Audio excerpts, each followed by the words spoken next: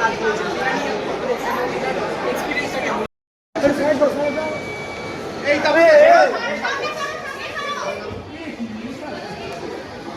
আস্তে আস্তে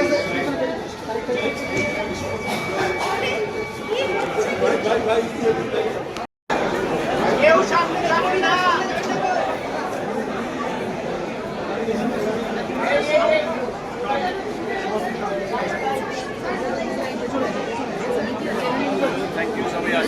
জিদ্দা স্বাধীনতা দিবসের আগে কেউ বলে বিপ্লবী কেউ বলে ডাকাত, এই মুহূর্তটা কিরকম লাগছে, সবাই কি বলছে?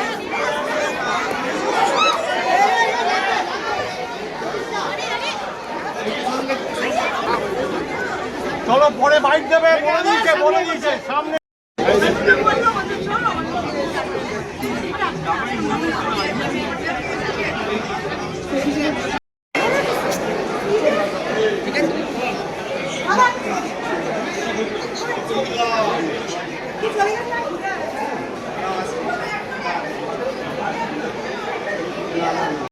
এই ছবিতে আসল হিরো রাখতে, এই যে ঠিক যেরকমটা বললে কাঞ্চনদা, এই ছবিটা শুধুমাত্র একজন হিরো নেই, আমরা দেখতে পাচ্ছি সবাই তাদের জায়গা একসাথে রেখেছে। আমি বলছি সোমনাথ কুণ্ডু, সে না থাকলে এত মানে 9টা লুক আমি তো দেখেছি, আমি পাঠ করেছি বলে। Somnath has done an brilliant job, সবাই মিলে একসঙ্গে ভালো কাজ করেছি, সবটাই আপনাদের জন্য।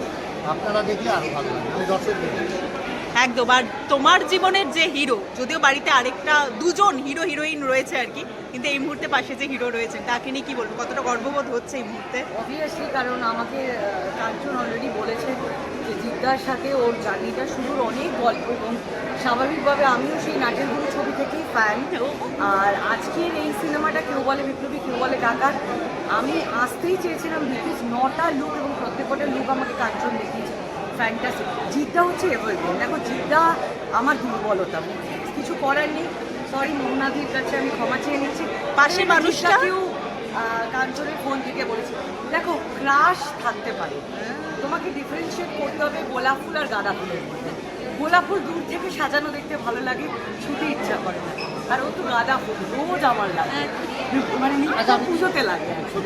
হ্যাঁ হ্যাঁ গো হ্যাঁ। এইটা একটা জীবন থেকে শুনতে কেমন লাগে? এখনো এত বছর পর এটা শুনতে না হলে তো সারাদিন ভিড়ের মধ্যেও বোধহয় তাকে তো সারা দেবো না। ঠিক। মমদি এমন একটা সিনেমা, এবং ঠিক সেই সময়ের আগে যে সময়টা সত্যি বোধহয় খুব দরকার ছিল। কেউ বলে বিপ্লবী কেউ বলে ডাকাত, কি বলতে চাইবেন, কতটা এক্সপেকটেশন রয়েছে এই মুভিটাকে নিয়ে?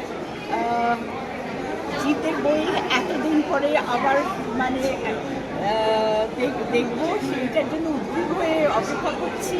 এখন সেই জন্য ছুটছি, দেখে তারপরে বলবো। না দেখে তো বলা মুশকিল, ঠিক বলা উচিত নয়। আর আমরা এসেছি ওই একটি নামে, আচ্ছা বেশ, জন্যই দৌড়ে আসি একেবারে। আচ্ছা, একটা তো আমি না এখনকার এই নতুন নতুন ভাষা, আমি না আমার মনে হয় আমি একজন এলিয়েন, আমি অন্য গ্রহ থেকে এসেছি। মনে হয় আমরা ব্যাগ দিয়েছি, আমি কিচ্ছু বুঝি না, আস্তিক কথার মানে বুঝি না। সুতরাং একদিক দিয়ে খুব ভালো আছি, বুঝি না বলে। তবে হ্যাঁ, আজকে আমরা পেট নিয়ে বেরিয়েছি।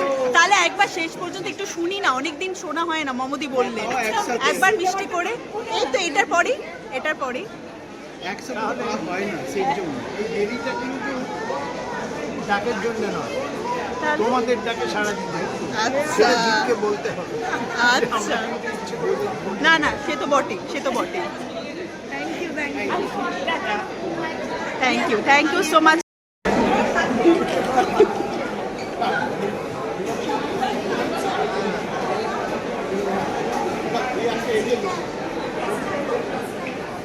দিদি প্রিয়া, সিনেমাটা নিয়ে কতটা এক্সাইটেড এবং কি বলতে চাইবে? যে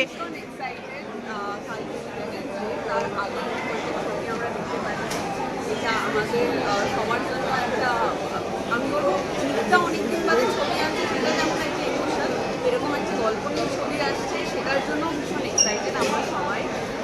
আশা করছি খুব ভালো হবে, থ্রিলারটা এত ভালো ছিল এবং প্রতিটা লুক অ্যামেজিং, সত্যি ভীষণ ভালো। আচ্ছা, দিদি প্রিয়ার কাছে কুইন, এবং এইখানে আমরা দেখতে পাচ্ছি দুর্দান্ত একটা গান রয়েছে আর কি, সেটা অলরেডি সবাই ডান্স করছে, পায়ে তাল মেলাচ্ছে, কি বলতে চাইবে? খেয়াল মেলাচ্ছি সেটার জন্য অবভিয়াসলি থ্যাংকস লট। আর কেমন লাগলো বা কেমন তোমরা বলবে ওয়েটিং ফর দ্য ফিডব্যাক। আমরা দেখছি ইউটিউবে এখন আমরা সবাই ফোনে দেখি। তো আমরা যখন এবার একটা বিগ স্ক্রিনে দেখবো পুরো সিনেমাটা দেখে বলবো কেমন লাগে, সেটাই আমার থ্যাংক ইউ সো মাচ।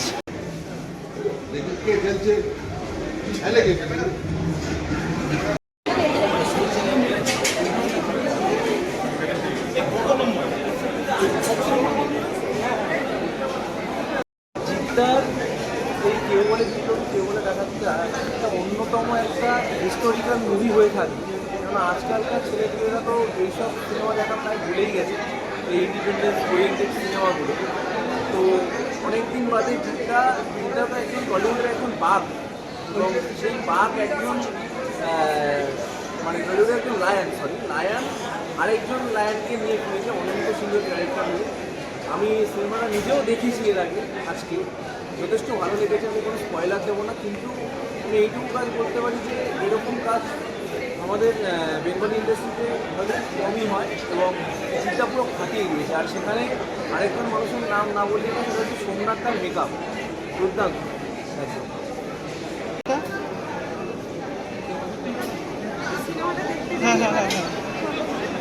ইমনদি আগে বাবা জিদ্দার সিনেমা রিলিজ করেছে, এক্সাইটেড বলো না। আচ্ছা, ইমনদির কাছে স্বাধীনতা বড় প্রশ্ন এটা এই মুহূর্তে দেওয়াটা একটু টাইম থেকে। আর লাস্টলি যেটা জিজ্ঞেস করবো, ইমনদি আমরা সম্পর্কে দেখতে পাচ্ছি অ্যাকচুয়ালি অ্যান্ড শুধু সেটাই নয়, আমি এই পার্টিকুলার স্টোরির গল্পটা প্রদীপদের কাছে আগে শুনেছি। অ্যান্ড মানে শ্রীমান বাসের সম্বন্ধে যখন শুটিং চলছে তখন শুনেছি যে এরকম একটা ছবি করতে চাইছে। সো মানে অনেকটা প্রতিকূলতার পরে ফাইনালি ইটস হিয়ার, বিকজ আমি অনেকদিন ধরে আসছে আমি ওকে শুধু প্রশ্ন করতাম যে কবে আসছে।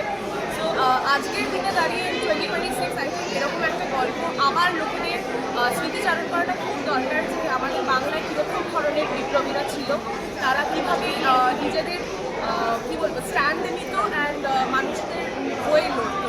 So I think it was very important and finally সেটা একটা মুভির থ্রু দিয়ে আমরা আজকে দেখতে পাবো।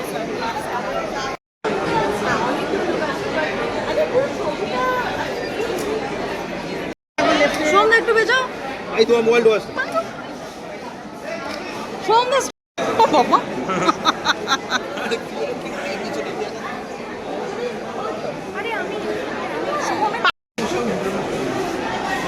ওমা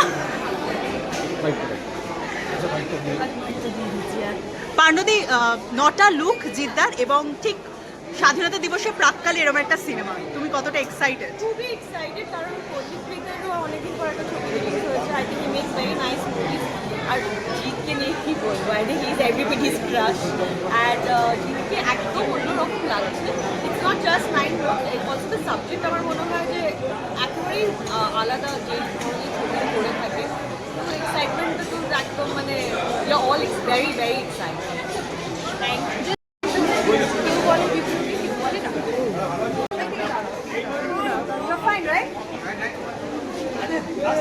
দিদি কেউ বলে বিপ্লবী কেউ বলে ডাকাত, ঠিক স্বাধীনতার প্রাককালে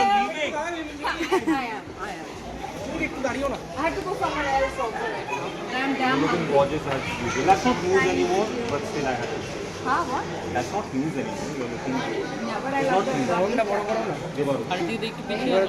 Not Devaru.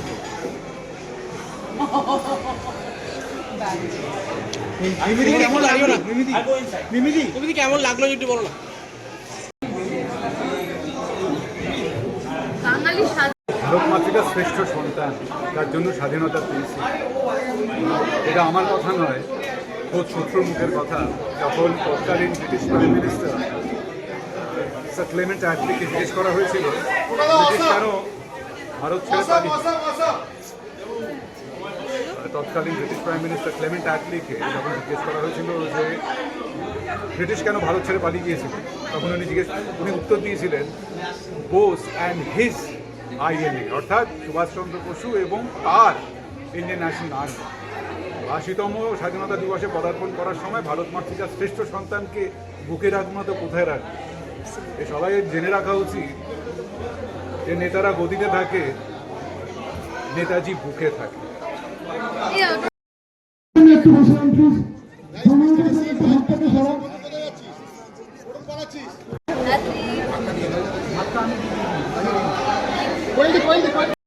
যেটা আগেই বললাম যে অনন্ত সিংহর সম্পর্কে আমরা খুবই কম জানতাম। আমরা বাকি কতজন মানে ক্ষুদিরাম থেকে শুরু করে নেতাজি, সুভাষচন্দ্র বোস সবাইকার ব্যাপারে আমরা কত কিছু জানি, কিন্তু এনার সম্পর্কে অ্যাকচুয়ালি আমাদের খুবই কম আমরা জানতাম। কিন্তু এই ছবির মাধ্যমে আমরা আরও অনেকটা জানতে পারলাম অনন্ত সিংহর ব্যাপারে। তো ভীষণ ভালো লেগেছে, ভীষণ ভালো লেগেছে। এবং প্রত্যেকটা ক্যারেক্টার এত সুন্দরভাবে ফুটিয়ে তুলেছে। 9টা character, it's not easy at all. প্রত্যেকটা ক্যারেক্টারই আলাদা আলাদা রূপে আসা, আলাদা আলাদা ভাবে তাদের ব্যবহার, মানে তার কি বলে অ্যাক্টিংটা করা, তার অ্যাবসলিউট অন্যরকম এক্সপ্রেশন। তো ভীষণ ভালো লেগেছে, সব মিলিয়ে আমার ছবিটা ভীষণ ভালো লেগেছে। না, রিয়ালি উইশ যে সবাই যেন এই ছবিটা এসে দেখে। এবং তুমি বললে এতগুলো লুক, 9টা লুক রয়েছে, কোয়েলদি সব থেকে পছন্দের লুক কোনটা ছিল? আমার সব থেকে পছন্দের লুকটা ছিল সেই ডিরেক্টর যে চাকপাতা ডিরেক্টর যে করে কথা বলছিল আর অনেক অনেক টাকা নিয়ে ব্যানের মধ্যে বেরিয়ে যাচ্ছিল। আর লাস্ট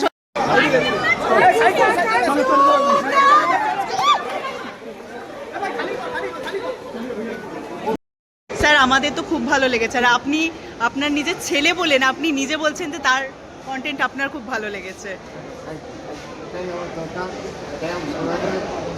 নিজের ছেলেকে অনেকদিন বাদে বড় পর্দায় আবার দেখলেন, সিনেমার পর্দায়।